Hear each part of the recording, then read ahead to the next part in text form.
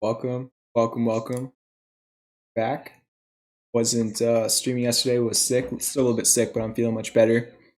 And yeah, before we get into like the normal stream right now, Dave Portnoy, and I believe the CEO of Robinhood are about to be talking. There's obviously a lot of beef between the two. Dave has made that very clear on social media. If you follow Dave Portnoy, I don't know, I can't say his last name sometimes, but yeah, just gonna watch it with everybody else, react to it. I'm gonna try not to be obnoxious and just like talking over them, so you can actually like what they're saying. So I'm just gonna be like, if there's something really funny or whatever, I'll just be talking about it. But I'm gonna kind of let them, talk, just so I don't like ruin your viewing experience of it. Yeah, after whatever this is gonna be after that ends, and just do the normal stream, talk about the market, the trades. Very interesting day to say the least in the market. Uh, yeah, I'm not too sure. Looks like they're about to get started.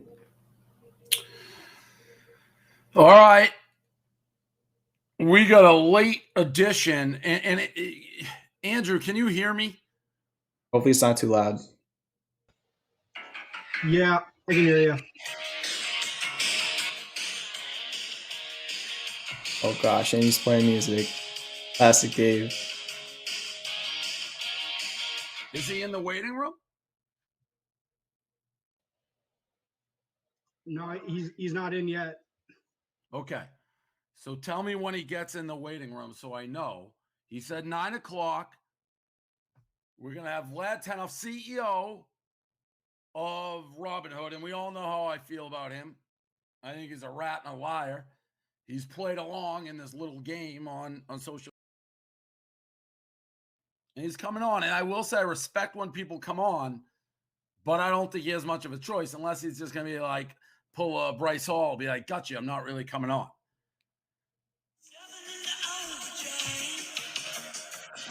We got him, Dave. So he's on. He's there? So Vlad is in the waiting room. I can't believe it's happening. I think he's gonna try to be cutesy. I'm gonna try to get to real answers. We'll see how it goes. Bring him in. Vlad with the Lakers. What does that say? The Lakers hat? It says Taco Tuesday. Taco Tuesday. Actually. Okay, Vlad. You know everybody here is watching this hates your guts, right? That's what I hear. But look, I'm glad to be on your show, and hopefully we can get into it and answer a lot of these questions. Okay, so let's start with the number one question in flip-flop that I think everybody started with. And I'll preface it like I'm a retail trader. Like I know probably as much as most of the retail guys, the ins and outs, but we wake up, I put in money on the day that you stop the trading. A lot of people did.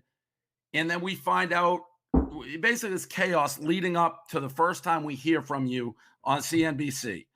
And you very clearly say it's not a liquidity issue. And then as things continue, it seems to be a liquidity issue. And I'll show you, I'm going to show you everything. I'm going to be very clear. And then you went on Congress, obviously, but I'm going to show you this clip. And this is how we do it here. Let's see. Oh gosh. Let me put up the volume. This can't be good. It sounds to me, though, that you're suggesting that there was a liquidity problem inside the firm. And my question about that then raises all sorts of new questions about whether there's a systemic issue underneath the system and underneath the company unto itself. No, there was no liquidity problem. And to be clear, this was done preemptively. 3 days later. Basically, as a broker, as a clearing broker, you have to put up money to the NSCC. They gave us a liable deposit, and the request was around $3 million. And just to give context, Robinhood up until that point has raised, a little bit, around $2 billion. Does he look mad, or is he like? He was laughing for a second, but to me, it kind of looks like he's like a little bit annoyed. Okay, so that's the first. To me, that seems like a clear 180. Do you not view that as a 180? And what is the real answer? I don't, and let me explain why. I think boiling it down to a liquidity issue, both oversells it and undersells it in a way simultaneously. It undersells it because this is really more of a systemic issue, right? Every broker, most brokers restricted trading in these stocks to some degree or another, ranging from increasing the margin that you had to use, increasing the margin requirements, all the way through to marking the stocks themselves position closing only. So this actually showed a deep systemic vulnerability in the financial system. It wasn't just a Robinhood unique issue.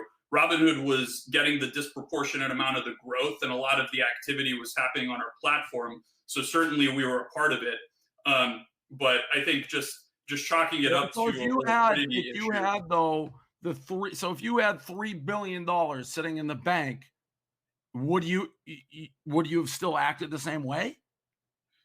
Well, I mean, here's the thing. I think it's hard for me to speculate what would have happened if we had $3 billion or $10 billion in the bank.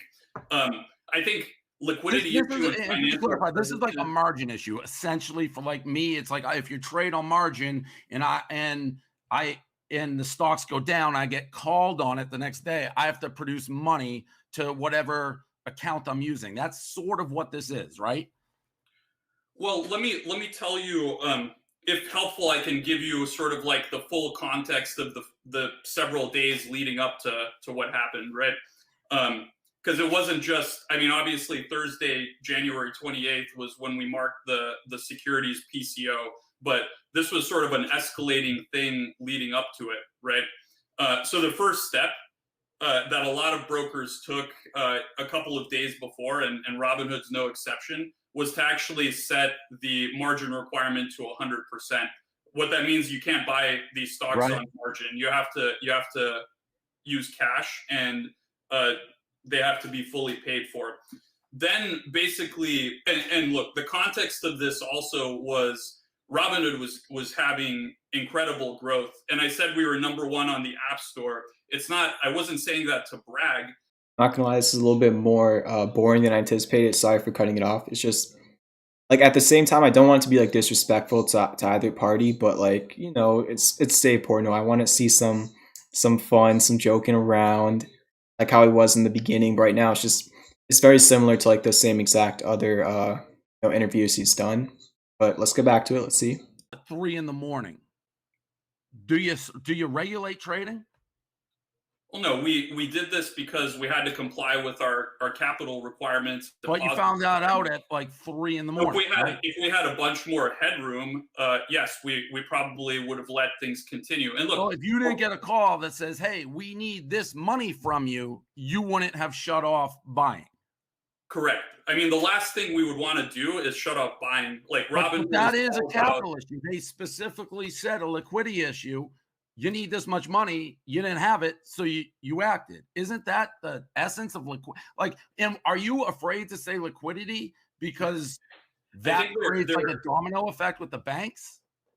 I think that liquidity issue, and I probably should be careful and call it the L word, right? The L word is a big thing in financial services. Basically, if you say liquidity issue means you can't meet your capital requirements or your deposit requirements, and you're essentially dead. And that was not the case with Robinhood. We met our capital requirements, we met our deposit requirements, and we were able to that theoretically could be a technicality, right? If you didn't change the trading of that day, you may have had a liquidity issue tomorrow. Exactly. Yeah, I think that's accurate. I think if we didn't act, we very likely could have faced the liquidity issue in the future. So we had to act.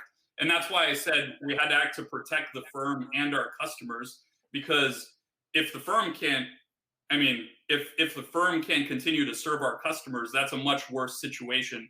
So it's, you know, keeping why didn't you say that clearly? Like, obviously you met that first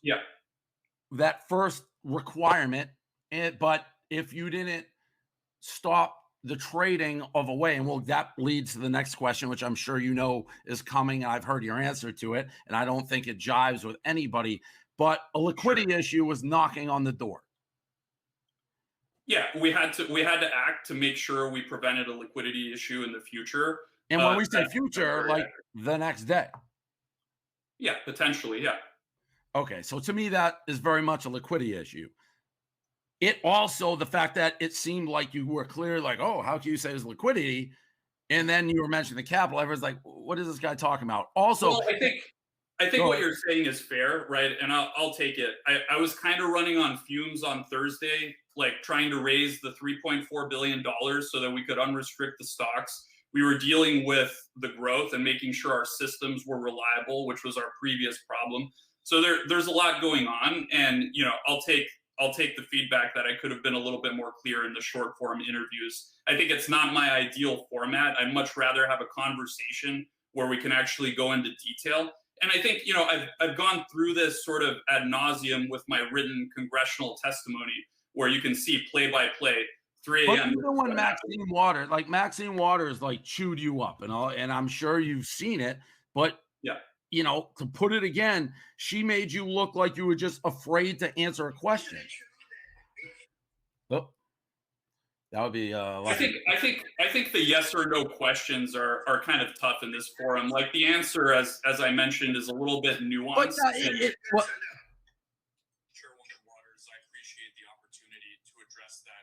But it sounded like you were lawyering up, and for whatever reason, like you had, like to me, you just said yes, we have a liquidity issue, which I'm not sure you've actually said before, but if Well, I you're said saying, no, well, we didn't have it on Tuesday, but we may have it on Wednesday. I That's said actually we didn't, and we prevented it. We could have had one in the future potentially if we didn't act. Okay, fair. That's a fair point. But then the way you acted, in which I think this is the biggest problem, and I've heard you say other firms, Robinhood clearly, they're marketing everything about them. We're democratizing trading. We're for the retail trader, all that. That's the branding of Robinhood, and it clearly worked. And you actually DM'd me. You're like, I'm surprised you don't have Robinhood. I happen to already be on E-Trade, but before I didn't like you guys. I was like, yeah, Robinhood. People are like viewing me as a Robinhood guy. So knowing that, when you force people to sell, you only allow them to sell, but they can't buy. You cratered the stock. Like that was the decision that cratered the stock. And I saw your quote. People get pissed off if they're holding stock and they can't sell it, which I guess is true. But I guarantee you, if you polled your customer base and said, listen, we're going to just freeze it. Like when the market is tumultuous, they freeze stocks. You can't buy or sell. It's just frozen at that value. And you have your client base all buying it, they would have rather said, freeze it. We want to be able to just figure out what your issues are, liquidity, whatever they may be, figure it out, and then turn it back on and let me buy and sell. But you, and when I say you, Robinhood, manipulated that stock price. You cratered it.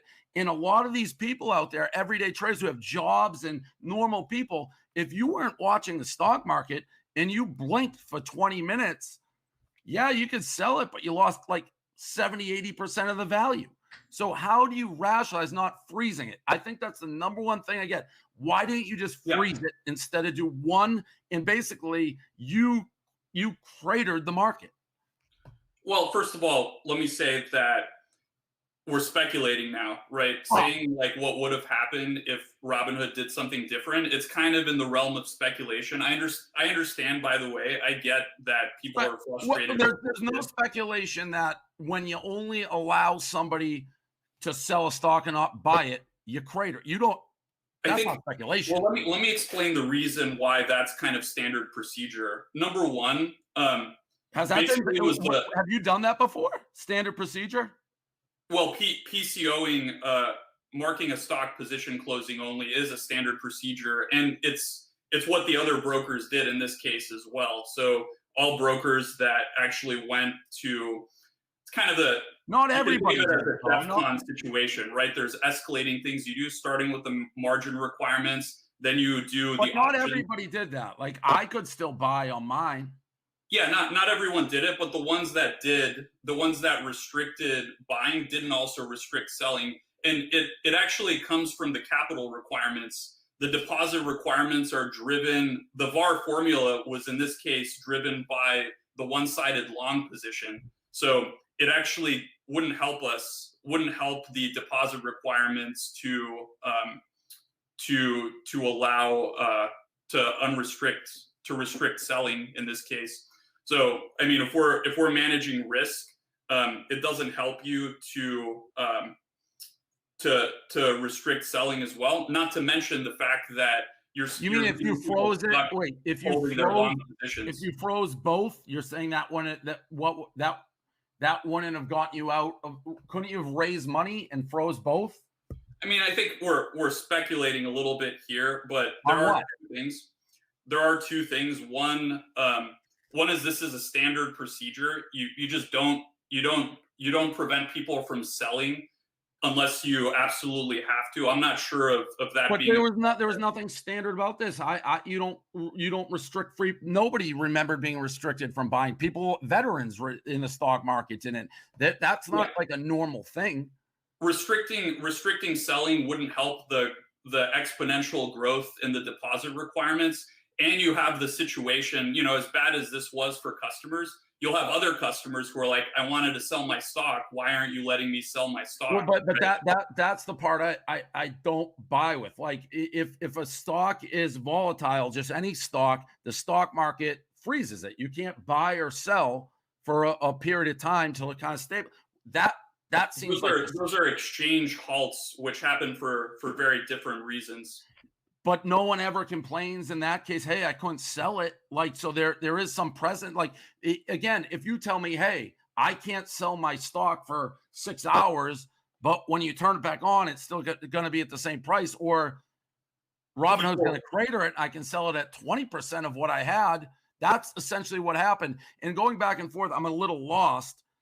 I still don't feel like I got a straight answer why you didn't do both. Except you're saying it's standard procedure. Because the VAR charge, which drives our deposit requirements, was driven by the size of the long position.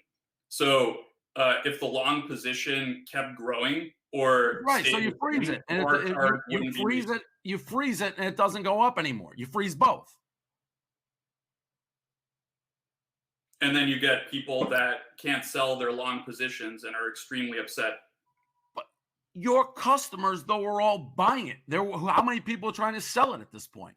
Well, I mean, that's another misconception. If you look back at retail data, and CNBC reported on this, at the beginning of that week, actually Monday through Wednesday, retail customers were actually net sellers of these stocks, right? So yeah, some people were buying, but they were largely buying from other retail customers. So there were a lot of retail were selling just as well, and people get incredibly upset when they can't sell the stocks that they're holding. It's like so your contention. What percentage of people? I mean, I flat reject this theory. That's why people are so mad.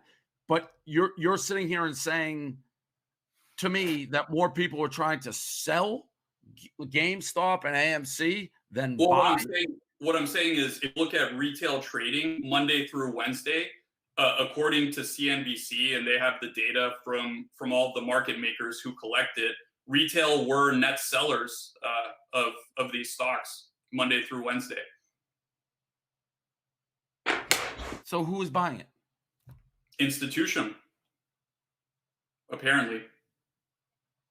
This seems wildly inaccurate. Like one of those things that I don't have facts, but I just can't believe that's true. I just absolutely cannot believe that the retail, this is a viral internet sensation that was going up. Like you had, Tom, Dick, and Harry walking down the street who never trade stocks, joining Robinhood to buy these stocks. Yeah, look, I get it. We didn't want to do this. We had to act very quickly to make sure that this didn't become a bigger problem. Everything Robinhood stands for is letting people trade and giving people access. And we raised. Is that why you're here? By the way, that was the only reason I could think that you would come on this, is because I'm kind of viewed as a retail guy, DDTG, and people have lost faith in Robinhood because the other part of this, obviously, is when you froze it, when you froze buying, and I believe once you did that, it cratered the stock. The hedge funds and the institutions could still trade. So they're looking at what Robinhood did and like, well, there's only one thing that can happen here. This stock's going down, in whether it be covering a short, whether it be doing the people who on Wall Street, the suits, it's like we just sat there and we have the green hammer, we just taking it in the head with nothing to do. And the guy, the firm that's supposed to have our back, is essentially the one who put us in this mess. Look, I mean, again, I'll just say the last thing I want to do is create this problem for our customers where they want to buy something and they can't, right? So I'm going to do everything I can to make sure we don't see this happen again. We believe people should be able to trade what they want, and that's the whole reason we exist. It's the whole reason we brought zero commissions to this market with no account minimums. So I raised $3.4 billion with the team in 72 hours, which I don't know if it's been done before. I mean, it's very, very hard to do. People kind of mention that as, oh, they did that, they should have been able to do more. But it took a lot of work, and we were on the phones working day in and day out, like not sleeping, making sure that we could solve this problem. And now I'm actually working to solve it systemically, because I know it's simple to say, oh, like Robinhood should have had more money, or, all this could have happened. Robinhood can raise $3.4 billion in 72 hours. Think about other startups that are in this situation that don't have that ability. I think we actually have to improve we have to improve the underlying system so that it's less complicated and these things don't happen again. And I'm working to do that as well. So, and it is a ton of money to raise, but again, to me, that just means we could have halted trading till you raise the money to satisfy the requirement. Is this something in hindsight you should have seen coming? Well, it was tough, right? We were seeing something happening, obviously, with everything going on in Reddit. That's why we increased the margin requirements at 100%. But I think something going viral, this is kind of the first case something going viral on social media has transplanted over to the financial system. So you saw exponential growth in the financial system. And the thing with exponential growth is it feels very slow until like all of a sudden it just goes haywire. So you've heard me say it's a 5 sigma event. A 5 sigma event, and this isn't Robinhood data, it's industry data, means it happens 1 week out of every 3.5 million weeks. So nobody really models for that. And I think we're going to model for that now. Like it's part of our risk management procedures and our standard operating procedures. But a 1 in 3.5 million event basically means it should never happen. Like there hasn't been that many weeks in the history of the market. But when you got a call at like 3 a.m., were you like, oh my God, this is stunning? Or because it was building, like, I mean, I put my money in, and again, I show the rage kind of a lot of people. I put the money in the day before you halted. It's like, I didn't even know you could halt like the way you did, but it had like I had seen it building, and like I believe in the internet, I believe in the virality of it, so I'm going to jump on this train. I didn't know you could trade the rules, so I knew the thing was exploding. Were you totally caught off guard by the 3 a.m. call? I mean, yeah, I think that call surprised a lot of people, and it was stressful, right? Working through this issue, definitely stressful, and our deposit requirement for Robinhood securities went up tenfold in 2 days. So between Monday and Wednesday, it went up tenfold. And that's actually shouldn't you have been on the phone? Like when Elon Musk starts talking about it, there was no preemptive. You said at one point, we did this proactively. Like at that point, you've been like, we're running into something major here. I think counterfactually, we're definitely going to review everything that we could have done leading up to this and see what we could have done better. I think there are certainly things that we could have done better. And What it about? started out with the communications to customers. Well, I yeah, think on definitely. Tuesday, we sent some emails that were like, hey, there's some market volatility going on. And we basically sent a link that said, what is market volatility? I think in that one, in hindsight, we should have said, hey, some things could happen that restrict certain aspects of your trading. That would have at least sort of prepared people that this is a possibility. So I think there's a lot of things we could improve on, but I'm proud of the way the team handled the crisis. By and large, we were able to protect the firm. We were able to prevent customers from having a bigger How issue. can you that's the part? How can you in that line you just said, like, proud of how we handled it? How can that be possible? Like, you guys are billed as a firm to retail traders, Yeah. and you screwed them over. I mean, so how you protected the firm? That's what you did, and that's what it seems every decision was made to protect Robinhood. But everything that you built up as this image of catering, I mean, you literally, if you really want to protect the firm and protect the customers, you wouldn't have stopped buying.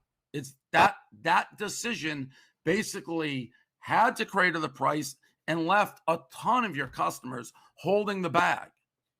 I understand how you feel that way and how customers might feel that way, but I think we have to also protect.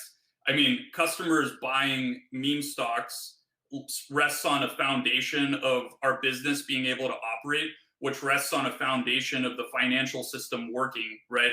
If the financial system breaks down, things could go south really quickly. And I don't want to keep going circles, but if it wouldn't have broken down if you just if you froze it.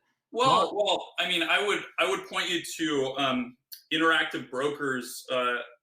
Thomas Petterfee did an interview a couple of days ago where he actually outlined a series of steps that if like things had gone a particular way, we could have had a much bigger systemic crisis. And that's what I want to reiterate. This wasn't like a Robinhood idiosyncratic issue. This was a systemic But issue. Robinhood is the company and the system that has proactively marketed themselves a very specific way to a very specific clientele and then turn their back on that clientele.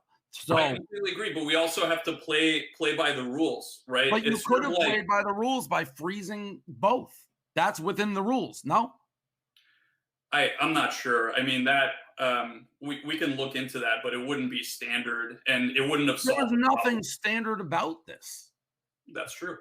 So that's it. And then moving on a little bit, and I almost wasn't even going to get into this because I know the answers and I've heard it all, and there's no way. Sure. But from an outsider perspective, and somebody who's like, it's always the suits sticking it to the little guy. It's always the hedge funds sticking it to the little guy. The overwhelming feeling I had, and a lot of traders have, is for the first time in a long time, the little guy, whether it be, Roaring Kitty or whoever it may be. No, this is not going to be the whole stream. I'm going to do the normal stream whenever this is done, unless it just continues being like boring. I mean, some parts were all right, but we'll get to it. The normal stuff in a minute here. The Harlem Globetrotters are finally going to lose to the Washington Generals, and then the rules change. And it seemed the people who changed the rules were you guys. And when you look at it, the relationship you guys have with the Citadel and Melvin Capital, anybody with logic would be like, something happened here. Whether Vlad was leaned on, whether calls were placed, because billionaires were about to lose their firm unless this happened. There's no proof of it, but anybody looking at the way Wall Street works over the history of time would be like, this doesn't smell good. I actually think, I'm glad you brought it up, because that's what I was out there predominantly trying to address on Thursday. There's no collusion between Robinhood and any hedge fund or any market maker. We have no relationship with Melvin Capital. I never even heard of them until Monday. Citadel Execution Services, which is different than Citadel, the hedge fund, executes our orders. And I think you saw both Ken Griffin and myself in the congressional hearing state unequivocally that this was like they had nothing to do with this decision. So I actually think, for perpetuating that misinformation of collusion. You were wrong to do that, and I think it was irresponsible. And I'm sorry to say it, but no, you like, don't have that to be was one of the sorry. things- You wouldn't have to be sorry, but I mean, the facts are, if there was collusion or there was something going on, I certainly wouldn't expect people to admit it readily. So, I mean, I've heard people be like, no, we didn't do anything. Well, you know, I don't think anybody's ever been convicted of a crime the first time, like you did it. They're like, yeah, I did. So, I mean, it's a he said, she said. There's no proof of it. Well, I think it's a big claim. We're in a super highly regulated industry, right? And if you think about it from my perspective, What does I that have mean, no super interest in regulated? doing that, Super right? Like, regulated. There's been all sorts of scandals on Wall Street. that's true. Yeah. And my business is all about giving the little guy access to trade, right? So why would I hurt my own business? And That's rest one of the assured, great questions I asked, because if I sat and I look back, I said, geez, when Vlad said we're not going to let people buy, but we're going to force them to sell, he has to know he is ruining his brand's reputation. So there has to be a reason, it has to be a big one, why he's willing to tank what he's built. yeah. Wednesday, Wednesday before this all went down, the story was retail investors finally have a leg up on the hedge funds and the institutions, and they're using this app Robinhood to do it. All right, I just dropped the link in the chat for anybody who was only here for watching that. Yeah, if you want to like not miss anything, I already dropped the link in the chat. You can leave the stream, just hit that link, and it'll take you to what I'm literally watching right now. I just really wanted to cover it. Let me put the music back on. That's going to be it for like my coverage of it. It really wasn't what I was expecting. I thought it was going to be. It's just a lot. It's like weird. It's a little bit boring, but at the same time, it's like he's just. It's kind of like similar to the other reports. It's just it's coming from Dave, so it's like a little bit more, less professional. But the beginning was funny, and at this point, it's just like. It's like the same things being repeated. We all get the point. My personal opinions on it. Robinhood. I don't think Robinhood should have done what they did. That's my personal opinion. I don't really want to say too much more than that. There's a lot of people on both sides of the table. But yeah, I don't think Robinhood acted properly. I don't think other brokerages acted properly as well, to be fair. And then at the same time, the only little bit of empathy I have is like it would have been very hard to predict this ahead of time. But regardless, they made decisions that they made, and they probably, well, I hope they knew the consequences, and so that's my coverage of it. I really didn't talk that much because I knew there were some people in here just for that. So if you want to watch it, I dropped the link to the stream to like what I'm watching right now in the chat. But let's just get on with the normal coverage, the normal stream. So yeah, let me go back to the other stuff. Make sure to hit that like button, and if you're not subscribed, join the free trading movement. Hit that subscribe button. I can't even talk. Couldn't tell. What's it called? Yeah, I wasn't streaming last night. I was sick, still a little bit sick, but getting better. So we're back. Yeah, let's go over the trades. Let's go over the market. Yeah. Adam, I just dropped the link in the chat. You can go look at the stream yourself. Let's look in the chat. Yeah. All right, let's get to the regular coverage. So let's go to futures first. Let's talk about that. Let me flip my screen. Futures currently, I think they're up a little bit. Let's take a look.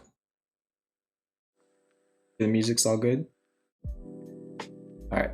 So futures are barely up, but they are up a little bit.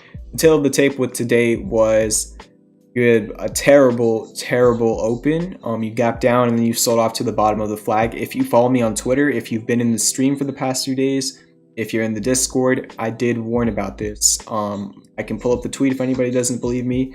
But if we go to the regular S&P 500, yesterday, not today, but yesterday, I showed when the S&P 500 was right over here that it was in a rounding top formation. So it was in your rounding top right there.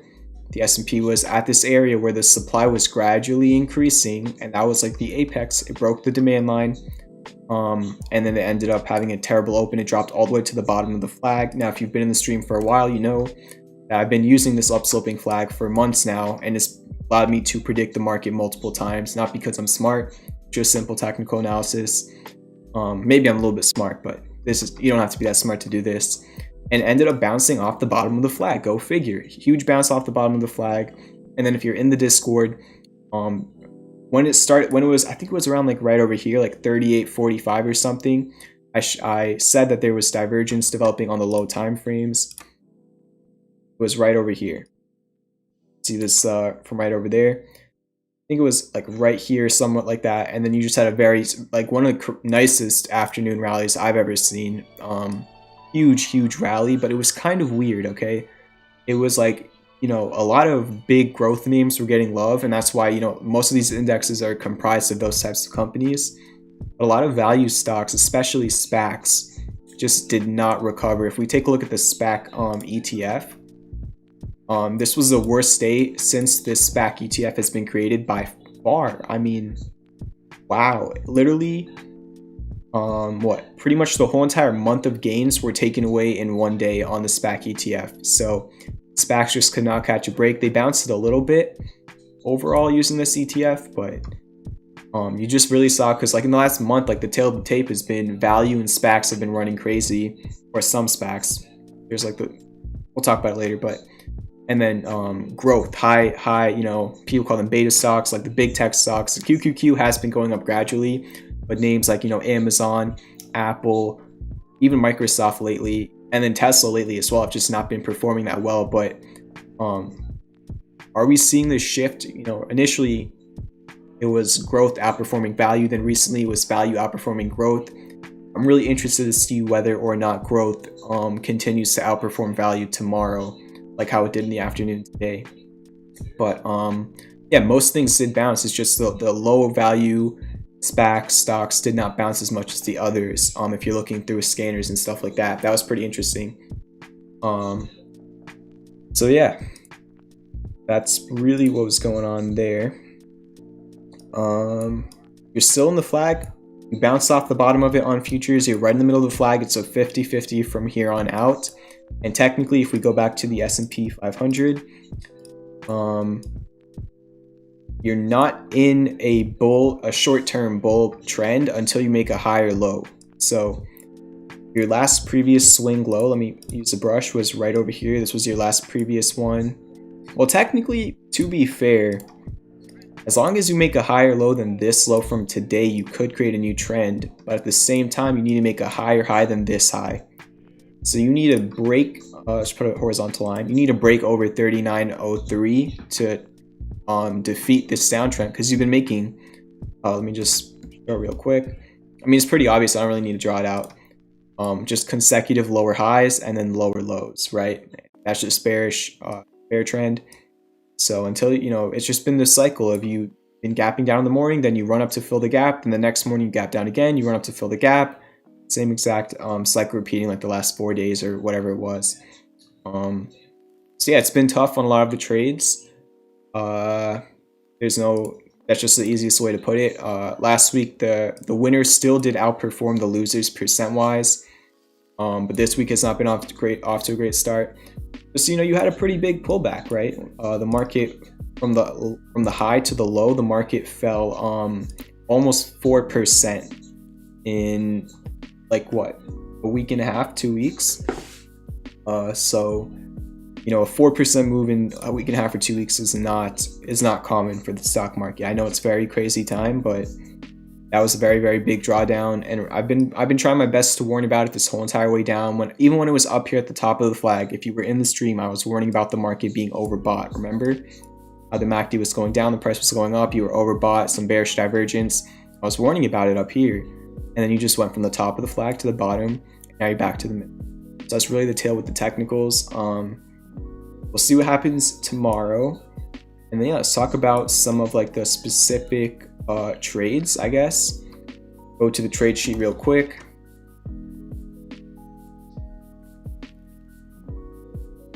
Terrible. I mean, this is the start to the week, and if we look at literally every other week, no week has ever looked this bad. Right? very similar to last week. So like these are all the previous weeks. There's proof of every single one of these trades. Absolutely crushed it for 14 weeks in a row. Every single week was a huge winner. But in the last like 8 days or so, just it's been rough. It's been rough since the first time since I started putting out these trades in the last 4 months. To be fair though, this looks really bad, but 4 out of these red trades were from last week, and they were already like an inch away from being stopped out coming into the week. So realistically, like the only ones that really were from this week and got stopped out was FE and the short-term trade on Fisker, and then the Clover one, which we're going to talk about. So really, it's only 3 of them. Like if we take out these 4, which were literally from last week, they were from right over here. They were already down. So. But I always keep the sheet just very straightforward. I'm not here to make the sheet look pretty. Sometimes it does look pretty by itself. Most of the time it does look pretty by itself. Especially this week. I have no clue what I was doing this week, but oh my gosh, this week's insane. But yeah, it's just, you know, you can't be perfect all the time. January was my biggest month. February has not been, started off pretty good, but last week or so has not been great for me personally. I don't have an ego when it comes to this. I don't need to have an ego. Just telling it how it is. And yeah, that's just like the recap of the day. I think we should talk about some of the specific trades now. So yeah, make sure to hit that like button if you're enjoying the free trading movement. Hit that subscribe button as well if you haven't already. We're really close to 2,200 subs. Now I wasn't even gonna go live tonight, honestly. Yeah, we need 5 more subscribers to hit 2,200. I wasn't going to go live tonight, but I don't know. I just figured, why not? No. Go back to the other screen.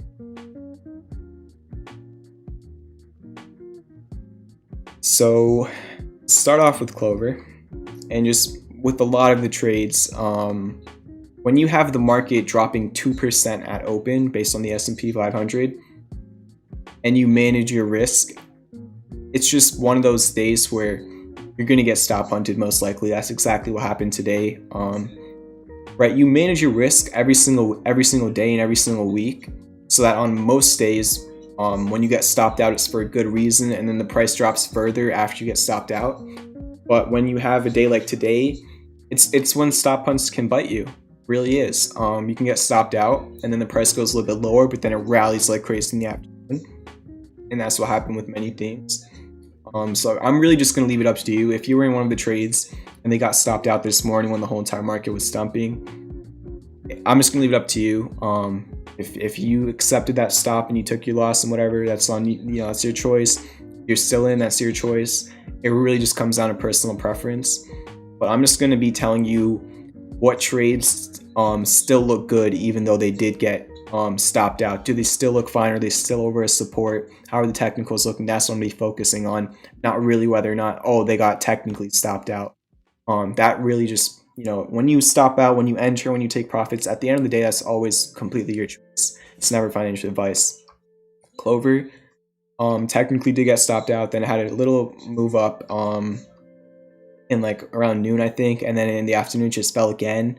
It really just did not recover with the rest of the market. I believe it has passed the PCZ of the Gartley. You could probably argue a different harmonic or something. I don't think it matters too much on Clover. I think Clover was ready to go. It was at what, like $11.60 yesterday morning. It's just like literally the worst luck ever, where not only today but also yesterday, right when Clover, well, today Clover never got a chance, but yesterday, right when Clover was moving, when it was breaking out, the market started pulling, and then obviously it pulled Clover with it. And then today, and Clover was still able to close at $11, I believe, after hours yesterday. But then today, the market gapped down. It's down 2%. So just terrible timing. Right when Clover was looking great, the market just decided to have a big pull, and Clover never recovered from it. That's really just what happened. In terms of a support, the psychological support of $10 is your support. You did fall under it today, but you closed above it. And then you're not currently developing divergence. So yeah, most of the technicals are halted. Now, what do I mean by that? Don't currently have divergence developing, but if you start having your MACD wane again, you can still get divergence. So everything, there is still potential divergence on every time scale. You're still technically in the falling wedge and you bounce off the demand line. But until you do see demand, it does take away the thesis and the probability from the technical side of things. from a fundamental standpoint, I still think that this company is undervalued for the long term, and I'm talking like by the long term. New traders think I mean a week from now. No, when I say long term, I mean multiple months. So that just comes down to personal preference. And yeah, we'll see what happens tomorrow. I just want to get the trades that got stopped out real quick. FEYE, this one, yeah, it got stopped out and it's under support. I think whatever it does tomorrow morning at open is going to be very telling. It's still right around that support. It's right under the $20 support. If it can get back above and reclaim $20, it could be fine. But then the same exact thing with the divergence. It's no longer developing. Bed Bath & Beyond, actually, I think like a bullish hammer or bullish pin bar candle today, whatever you want to call it, which is pretty nice. So technically this one's all right above 24.50, which was this candle low. You're still developing divergence on the daily, but not on the 4 hour. So actually you are, wow. You're actually developing classic bullish divergence on the 4 hour now, believe it or not. Because from this low right here to the next one, you made a lower low. Bed Bath & Beyond, the technicals still look fine. I know it's much lower and it's harder to manage your risk if you were in originally. But all I'm doing right now is just going over how the technicals currently look, assuming the market doesn't collapse. But you are showing divergence on both time scales and a bullish pin bar candle, and you're at a support. So Bed Bath & Beyond it's actually hanging in there. X already hit the target. That was a 22% profit. That hit the target, I believe, yesterday morning or something. Did any other trades get stopped out today? I think Beyond got stopped out yesterday. Yeah, Beyond's been stopped out. So I think that was it for the trades that got stopped out. That one's been stopped out. And look how much of this stop would have helped you, right? It got stopped out yesterday.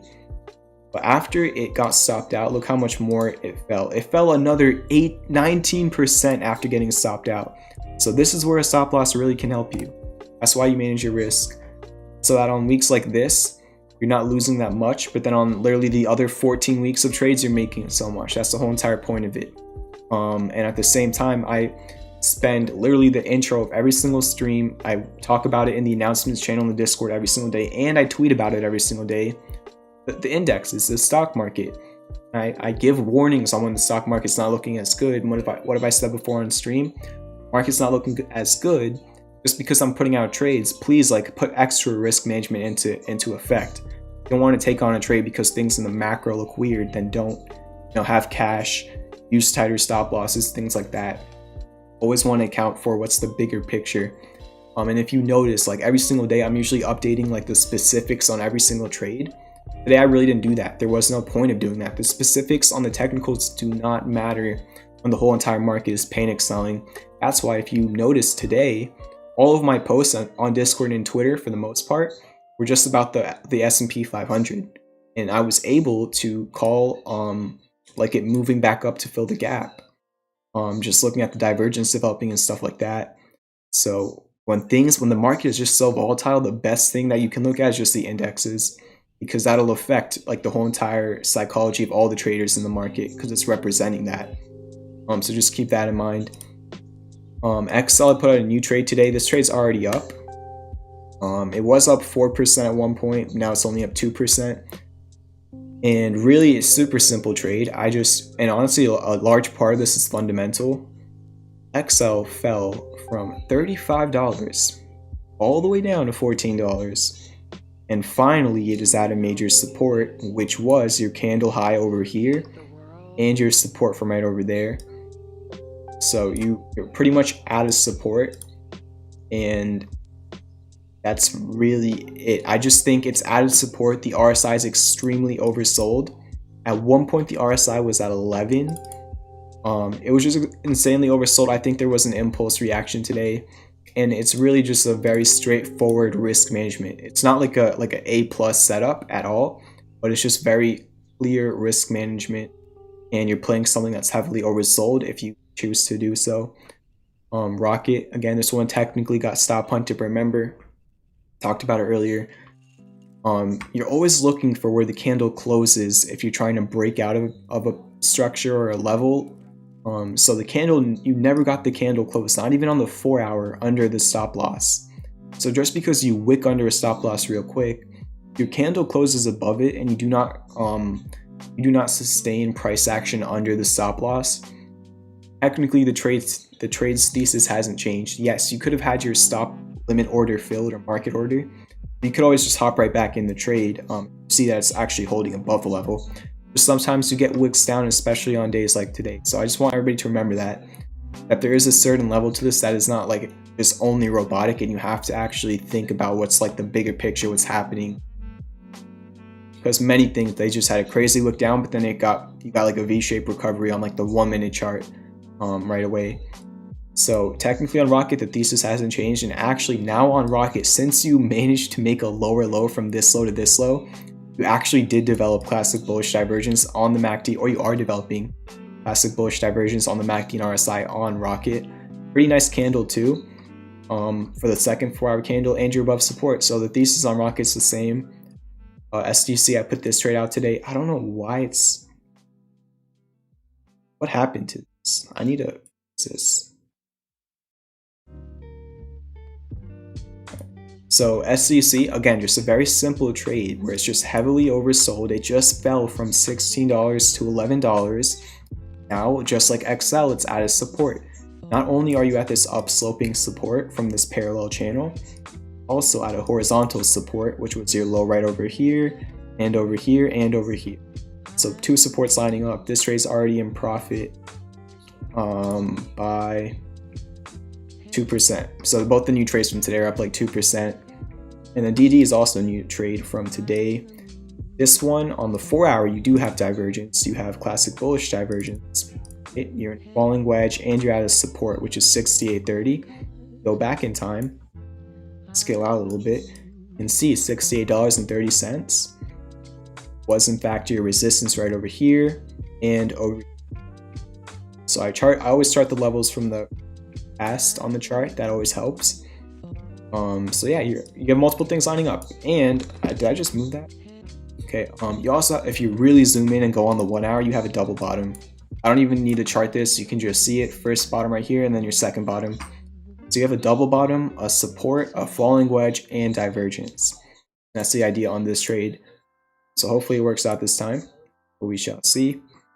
CD, not a super high risk trade. I think you're risking like 4%. Whisker. And again, just technicals kind of go out the window when you have panic selling in the market. That's why I always try and talk about risk management, because as Mitch Ray says, if you're only using technicals but you're not managing your risk, might as well not trade. The whole entire point of using technicals is to also manage your risk. There's like you have to have a system in place. You cannot only do one thing, right? If you're only managing your risk and you're never using technicals, then you don't have high probability. If you're only using technicals and you never manage your risk, then the times that you're wrong, you're going to get absolutely crushed. So you need to have a mixture of both to be a successful trader. And I'm only talking about those two things, obviously, before somebody tries to be smart. Or any of that, you need to know what's happening fundamentally, what's going on with the market, what's going on with the company you're trading, of course. And I'd be lying if I told you that I've only traded the best stocks in the world. I have traded some not so great companies. I have made a decent amount of profits on them, but that wasn't like the greatest bull market of all time, right? If you're in a bear market, then as we saw today, the money really does flow into the household names, like how we saw in the afternoon rally. Yeah. Because when you're in a bull market, people just want anything that other people want. Does that make sense? Speculation, right? There's a lot of speculation that goes on in a huge bull market. You're in normal market conditions, people start looking at the balance sheets, okay? Very often. That's just like the phrase I'll use for that, okay? It's not as easy as put in a number into your brokerage account and then get back a number and celebrate. So just what we've seen for the past year is not always going to be what the market's going to look like. It hasn't been what the market has looked like for the past week. How am I changing that going in? How am I changing my personal approach going into the week? Like completely straightforward. Last week I was a little bit cocky with the trades. Just because for 14 weeks in a row, every single week was a good week. Not really, after you consistently for 14 weeks in a row, just crush it, it messes with your mentality. And you start thinking like, all right, this technicals look good, put out the trade. Technicals look good, put out the trade. That's just what the psychology comes down to. And then even for my own trades, and then it was just definitely a wake-up call. So, you know, as you've seen with the new trades, I'm literally only putting out things that are like literally the second I put it out, like it's literally at the support. Because if we look at the trades from last week, I was putting out trades that were like 2 or 3% above a support because it did work in the bull market, huge bull market, it worked. But now you're seeing, like for the new trades I've been putting out, like I'm literally putting them out like when they're touching the support or like literally like a few cents above. You get the point. Like no room for compromising when the market's going to be this volatile. So I have my alerts set up. I have like 3 or 4 potential other trades that I haven't put out. It's just that they're way too high above the supports. And in case the market does fall again, I don't want it to be like an increased amount of risk on the trade just because I'm posting it above the support. So that's the main thing that I really thought I should fix going into the new trades. Just, you know, straightforward, being honest. The system, you know, I'm very confident regardless of what happens in 1 week. It should be 2. I don't know what your portfolio looks like, but you need to remember that it is very unlikely for your account to always be at an all-time high. You have to get used to your account not always being at an all-time high every single day. That's just unrealistic for most people. Now, some newer traders are going to say, hey, in the past year, that's all it's been. My account goes up every single day. Sure. That doesn't impress me. What impresses me is people showing that on losing days, they are able to not lose a lot. Because a lot of people, they can make 400% profits, but then they lose 50% of that. So manage your risk. That's really all I can say for that. And then with Fisker, yeah, just got stopped. I think there might be like 1 hour divergence developing. Yeah, potentially some 1 hour divergence.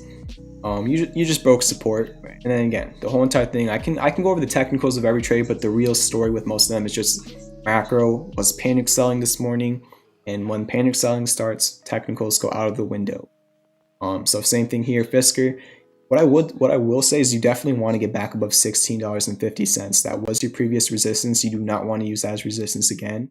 I think it was up a few percent after hours actually. Boeing actually did all right today. Really didn't move. Trade's still up a little bit. Not much to talk about. USR really not too bad. Trade's still up a little bit as well. So not too much to talk about that there either. So I think that covers the majority of the trades. I probably missed something. UWMC, this is not like an official trade, but it was literally here when I was going to post it. It was at $7.82. I just never posted it. I don't know, I was just on the fence about it. Same thing with the CCIV. I'm just, again, being straightforward. I was going to put out a trade on UWMC the day when it was at $7.82, and then I was going to put out a trade on CCIV when it was at, I think, $35.50 or something. The reason for on UWMC, guy in hat, great job. The crab with the 1618 from X to D being the PCZ. It looks, at least for today, that is actually where you did see demand.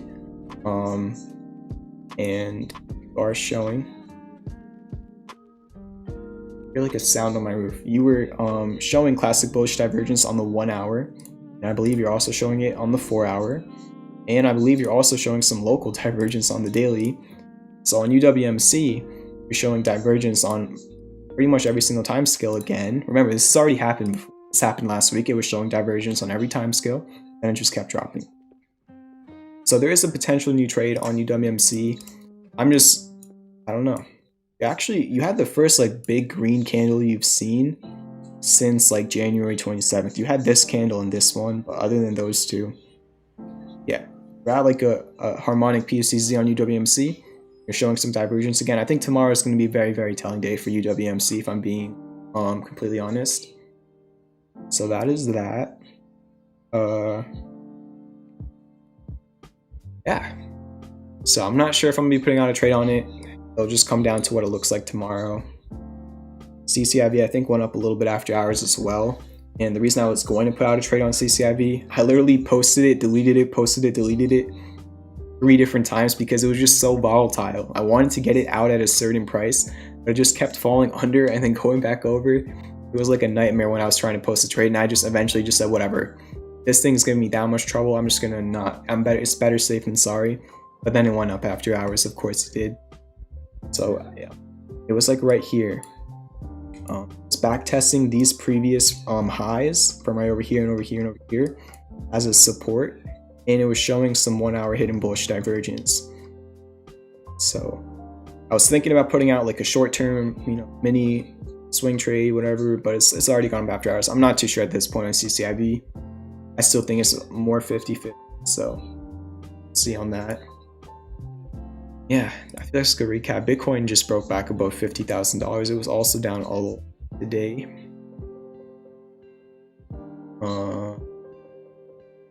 I mean, I had no clue on Bitcoin. I feel like there was like a demand line right here and then just broke it. Oh, wow. Look, there was a demand line. I just drew that. And now you're testing that previous support as a resistance like right now. So I guess I'll just leave that there. We'll see what happens. But yeah, it looks like your major support should be 48.3k, even though it really didn't act as one, so I guess it might not be. It was just your highest one right there. And then your next support, it's just like, it's hard. Like if you really just don't zoom in, it just kind of looks like crazy. Where I really would say like the biggest support I see is that previous all-time high at 42k. But I'm not saying it's going back down there. I'm just saying that's where like I could see a big demand spike coming in. There's a lot of institutional buying. We will see what happens there. I'm expecting the same opening tomorrow. I really don't try to expect things. That's just not what I've been taught as a trader. I prefer reacting to things rather than expecting. And it's just really hard because, especially right now, because both the S&P and the S&P futures are in the middle of their channels. There's no bearish divergence. There's no bullish divergence. Let me just double check. So it's just like really 50-50. It's really hard to tell what's next for the market. It was more high probability that it would fall right here, and that's why I was warning about it there. And then it was more high probability that it would bounce right here. Channel. But now you're in the middle of the channel, right? So if you're at the top, it's a little bit more bearish. If you're at the bottom, it's a little bit more bullish, unless you break out. But right now you're right in the middle, so it's literally go back to the top or to the bottom. I really don't know. I'm just going to be reacting to it. It does happen tomorrow. Yeah, I feel like that was a decent rundown for today. Make sure to hit that like button. Let's get a 50 likes real quick. And subscribe if you haven't already. Let me check how many we're at. Getting close to 2,200. Oh, we hit it. Let's go. 2,200 subscribers. Thank you very much for it. Subscribers in the stream tonight. Appreciate it. Say 2,200. Crazy. We had over 100 people in the stream earlier. Yesterday I wasn't streaming because I was sick. But the night before yesterday, we had like 150 people in the stream. And today we had like 130. And I've never had over 100 viewers in the stream ever since before this week. So it's awesome. Thank you for all the support. Appreciate it.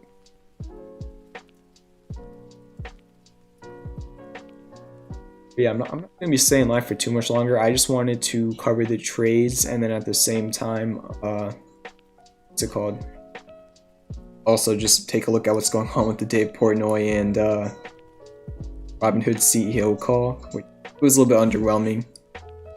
It's all right. Thank you for the 53 likes. Appreciate it. So I guess we could do a few ticket requests. Really not that many. I'm gonna do like 10, just because I'm still a little bit sick. So I'm just tired, dead. So I'm just gonna do like literally the first 10 tickers I see. The chat starting right now, I'll take a look at. But if you send me something, it's a pump and dump, I'm not gonna really give you an answer.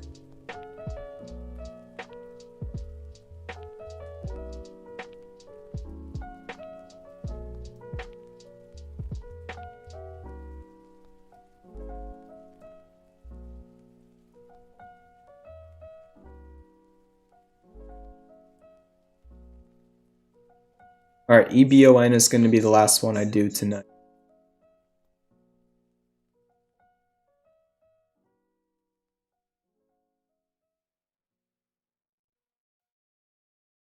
So hard to like stay on track.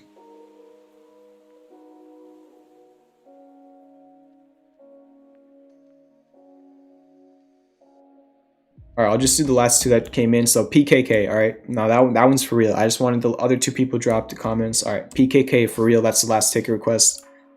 So that makes like 10 to 12 or whatever. Just some music.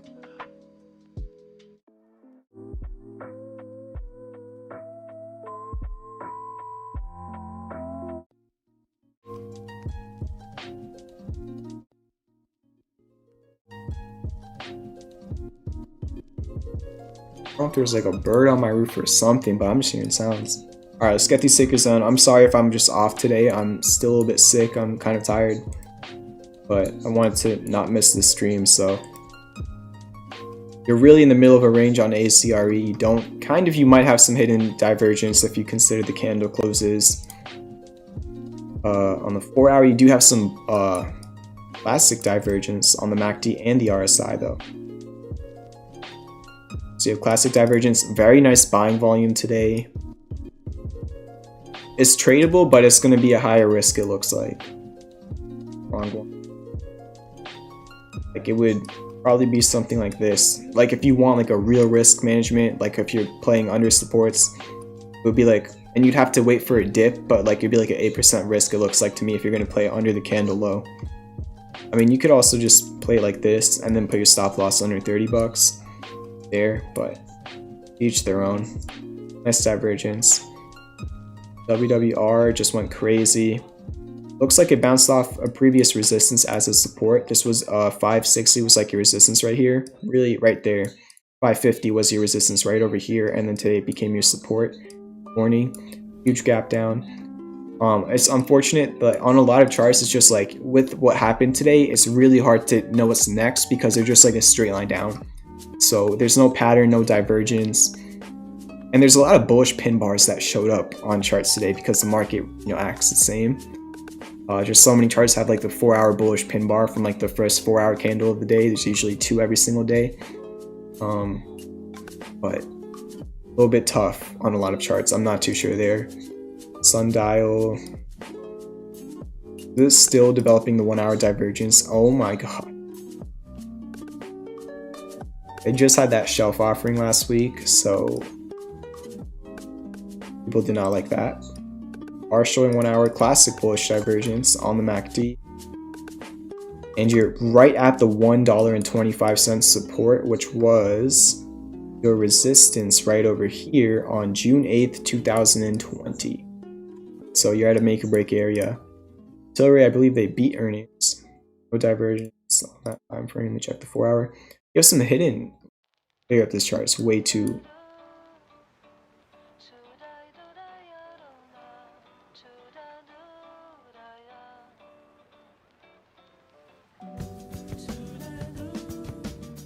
I'm not sure if I should skip this song or not. It's good, but then it's not good. It's just, I don't know if it's my type. Tilray, you're showing some hidden bullish divergence, but it's not really developed yet. If I'm being honest, you need more price action to develop it. I think 2254 is your big make or break area. It was your high from right here and from right here. So I think as long as you're above 2254, you're good. I'm gonna skip that song. CHD are showing some classic bullish divergence on both the MACD and the RSI, the 4 hour. Not really on the daily though. I don't like how you're under the 200-day moving. Let me just take us off the daily.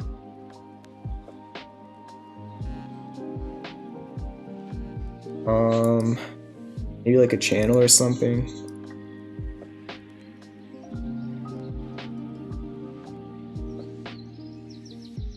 Kind of. It's not perfect, but just like a downtrend. You're at a support. Your support's 80 bucks pretty much.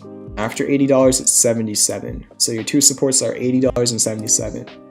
Corsair,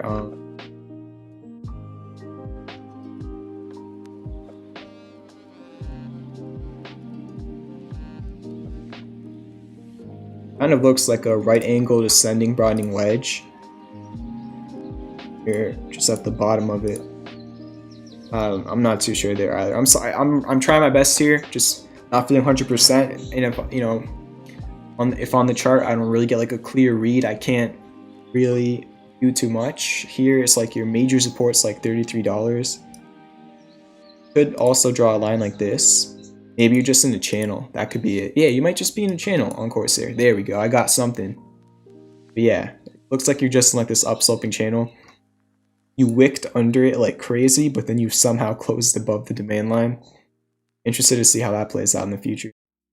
The NGO, I have no clue about this one. It gapped down 50-50. There's not much for me to work with on the chart right there. Same thing on UAVS, 50-50. Just, you know, with this type of volatility, it's really hard to give like a clear thesis. It'll really go either way. Same thing with, you know, the candles on this chart are not really typical penny stock. I don't really think that the technicals matter here. They could play out, but I mean, I'll tell you one thing, there is some hidden bullish divergence on the 4 hour. Other than that, I have no clue. I'm sorry. DPW, big fall. Yeah, it had a very nice move. I know some people here were in on it. This point though, I think your major support is a little bit away from you. I don't know if you're gonna get there. I'm not too well caught up with the company or anything, but it looks like a trade that already played out. You know, had a very nice accumulation. Then at the apex of it, you had a very big day right over here, and now it's just selling off with the rest of the market. I really think a lot of these just depend on the market. CRBP, and I hate to be like a broken record, but I'm never here to BS. Just not an easy read on this chart. It really can go either way whenever you have like a straight line up or a straight line down on a chart. It's just not optimal for a swing trader. Or like a day trader, you could zoom in on the 30-minute and find something cool over there for sure. But for a swing trader, it doesn't really help you. AK, your support is $2.48. You want to hold above that. Other than that, your resistance is $3.21, and that is really about it. If you fall under 248, your next support is 204. Because 204 was your candle high right here. It's your candle high right over here, 2017. So those are your levels on PKK. Apologies. It's just really hard to get clean technicals when you have a day like this in the market. Remember, good times are going to come again. Maybe tomorrow, maybe not. But it's always just about patience, waiting for good opportunities to present themselves. If you're not patient, if you're not patient in this market, it's going to cost you. Please, well, I'm not going to say listen to me, but don't take that as financial advice, but just based on my opinion, just think about what I'm saying here. Patience. Every single person who's really made something out of the market and continued to hold it in the market, tell you patience, patience, patience. It's really the biggest word that you need to remember on days like today, even though the afternoon session was great. But who knows what happens tomorrow morning. This last 5 mornings in the market have been pretty so we'll see what ever happens tomorrow. I'm gonna go to bed, still feeling a little, I'm like 90% good now, just a little bit. I'm not sneezing anymore. I don't have a sore throat, but I'm just like, I guess, a little bit tired. So yeah, hopefully I'm 100% tomorrow. Get some H2O. I got you, Scrooge, right now. Yeah, hope everybody has a great night. Manage your risk. Yeah, thanks for coming out. Really appreciate all the support. The support's been insane. Thank you so much. Have a good one, everybody. Peace out.